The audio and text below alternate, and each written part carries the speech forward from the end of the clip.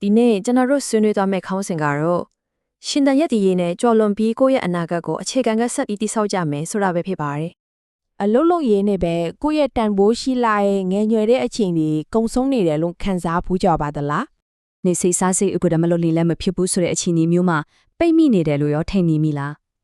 ဒီမိခွက်လေးရလေလူငယ်တော်များများရင်ဆိုင်နေရတဲ့အဲ့လိုပိတ်မိနေတယ်လို့ခံစားချက်မျိုးကိုထင်ဟပ်နေတာပေါ့ကဲဆိုတော့အဲ့လိုပိတ်မိနေတယ်ဆိုတဲ့ခံစားချက်ကြီးကဘယ်ကနေစလာလဲဗျဟုတ်ပြီပထမဆုံးအပိုင်းမှာအတူတူချိလိုက်ကြရအောင်ဒါကတော့ဘလို့မငင်လို့မရလဲလက်တွေ့ဘဝရဲ့အမှန်တရားခါခါတစ်ခုပါပဲဒီလိုဗျဒီလောကကြီးမှာလဲကိုယ့်ရဲ့အခြေခံလူအချက်တွေမပြည့်စုံသေးသမျှတော့အိမ်မက်တီအကြောင်းပြောဖို့ကနည်းနည်းစောနေ ਉ မှာပါရှင်တန်ရက်တီရေးဆိုတာကအမြဲတမ်းပထမဦးစားပြီးဖြစ်နေတာကိုဒါပေမဲ့လေအခုလက်ရှိစ조사ရုံးကနေရတာကိုအချိန်ဖြုံးနေတာလို့မမြင်ဘဲနဲ့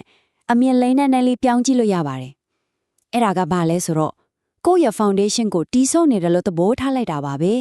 ဲဒီဆိုလေးကတော်တော်လေးစိတ်ဝင်စားဖို့ကောင်းတယ်ရွ။ဘာပြောလဲဆိုတော့အခုစားဝတ်နေရေးကမိဖြစ်မနေအလုပ်လုပ်နေရတာကအချိန်ဖြုံးနေရတာမဟုတ်ဘူးတဲ့ကိုယ့်ရဲ့ foundation အခြေခံအုတ်မြစ်ကိုတည်ဆောက်နေတာပါတဲ့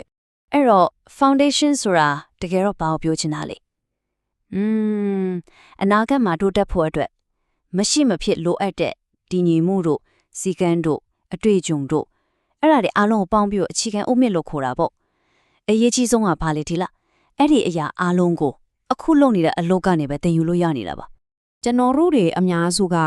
ရုပ်ရှင်တွေထဲကလိုမျိုးပေါ့တညာတဲနဲ့ထိတ်ဆုံးရောက်သွားတဲ့အောင်မြင်မှုကိုအားကြကြတယ်ဟုတ်တယ်မလားဒါပေမဲ့တကယ်လက်တွေ့ဘဝကအလိုမဟုတ်တာကြောထောင်းတော့ခါမရှိရင်အောက်ခြေကနေပဲတလန်းချင်းစားရတာပါဒါကရှောင်လွဲလို့မရတဲ့အမှန်တရားပဲလीဒါကြောင့်မို့လို့အခုလုပ်နေတဲ့အလုပ်ကကိုဘဝရဲ့စသိမ်းမဟုတ်ဘူးဆိုတာကိုအမြဲတမ်းတတိယနေဖို့လိုပါတယ်ဒါဟာကိုဖြတ်တန်းနေရတဲ့ဘဝဇလန်းကြီးတွေကအခန်းတစ်ခန်း chapter တစ်ခုလေးပဲရှိပါသေးတယ်နောက်ဆက်ရေးစရာအခန်းတွေအများကြီးကျန်နေပါသေးတယ်ဒါပေမဲ့ဒီ foundation တိဆောက်တဲ့အစင်မှာပဲတက်တောင်တက်တာဖြစ်ပြီးတော့ရက်တက်မတွားဖို့တော့တော်တော်လေးအရေးကြီးပါတယ်ဘာလို့လဲဆိုတော့အဲ့ဒီနေရာမှာပဲအန်ဒီရဲ့ရှိတဲ့ဆက်ဝိုင်းတစ်ခုကစောင့်ကြိုနေလို့ပါပဲဒီမှာပြထားတဲ့အတိုင်းပါပဲနေ့စဉ်ဘဝကလေရိုးရှင်းတဲ့တန်တရားတစ်ခုလိုဖြစ်လာနိုင်တယ်အလုပ်သွားတယ်လာကုန်ရင်လာစားလေးရတယ်အိတ်လာစားနဲ့ပဲစားတယ်တုံးတယ်ညရောက်ရင်အိတ်တယ်နောက်နေ့မနေ့ကျတော့ကောဒီဆက်ဝိုင်းကပဲပြန်စားတယ်ဒီတန်တရားထက်မှပဲမသိလိုက်မသိပါသားနဲ့နှစ်တီအတားကြီးပိတ်မိသွားတတ်တယ်အရေးကြီးဆုံးအချက်အန်တရဲ့အရှိဆုံးအချက်ကတော့ဒီလိုဆက်ဝိုင်းထဲမှာပဲနှစ်ရှည်လောက်များလဲပတ်နေမိရင်ကိုယ့်ရဲ့တိုးတက်မှုကလုံးဝကိုရက်တန့်သွားမှာပါအလုတ်ကအန်တမဟုတ်ဘူးဒီတန်တရားကြီးကမှတကယ်အန်တရဲ့စစ်ပါကဲဒါဆိုရင်ဒီဆက်ဝိုင်းကနေဘလို့ရုံးထွက်ကြမလဲအဖြေကရှင်းရှင်းလေးပါပဲအနာဂတ်အတွက်စပြီးတော့ယဉ်ကျေးမြုံနှံမှုပါပဲကိုကိုဒီမိကုံးလေးတစ်ခုရိုးရိုးသားသားပြန်မိကြည့်ရောအလောက်ကရတဲ့ဝင်ငွေကပိစုပန်အတွက်ဆိုတာဟုတ်ပြီဒါဆိုရင်အနာဂတ်အတွက်ရောဘာတွေယဉ်ကျေးမြုံနှံထားပြီးပြီလဲဒီမှာမြင်နေရတဲ့ငါးဆိုတဲ့ကဏ္ဍဒါကတာမန်ကဏ္ဍတစ်ခုမဟုတ်ပါဘူးဒါကဘာကိုဆိုလို့လဲဆိုတော့အခုကစားပြီးအလုတ်ချိန်ပြန်ပမှာကိုပါလုံးမလဲဆိုတာကနောက်9နှစ်အကြာမှာကိုဘလို့လူချစ်နေမလဲဘယ်နေရာရောက်မလဲဆိုတာကိုအဆုံးဖြတ်ပေးသွားမှာပါကျွန်တော်ရွေးချက်စရာလမ်းလမ်းရှင်းရှင်းလင်းရှိပါတယ်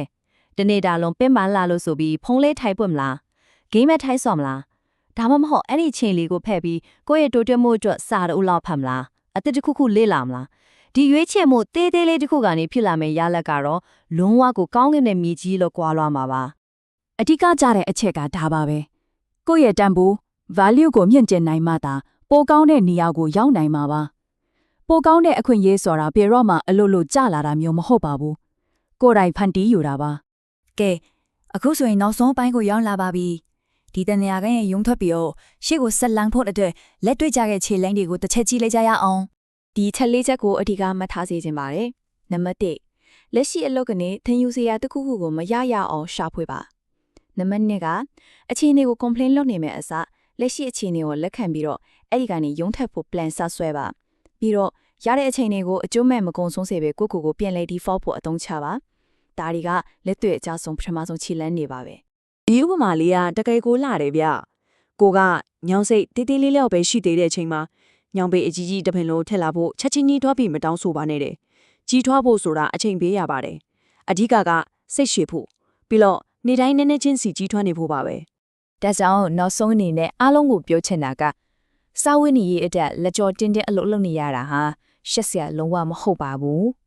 တကယ်တော့ဒါဟာကိုယ့်ဘဝကိုတာဝန်ယူနေတဲ့ဆိုတဲ့ဂုဏ်ယူစရာတက်တည်တစ်ခုပါ ဒါပေမဲ့ဒီနောက်ဆုံးစာကြောင်းကိုတော့ရင်ထဲမှာဆွဲနေအောင်မှတ်ထားစေချင်ပါရဲ့စာဝတ်နေရေးဆိုတဲ့အကြောင်းပြချက်တစ်ခုနဲ့တက်တက်လုံးကိုဘဝကိုရက်တန့်ဖိလိုက်တာမျိုးတော့ဘယ်တော့မှမထီပါစေနဲ့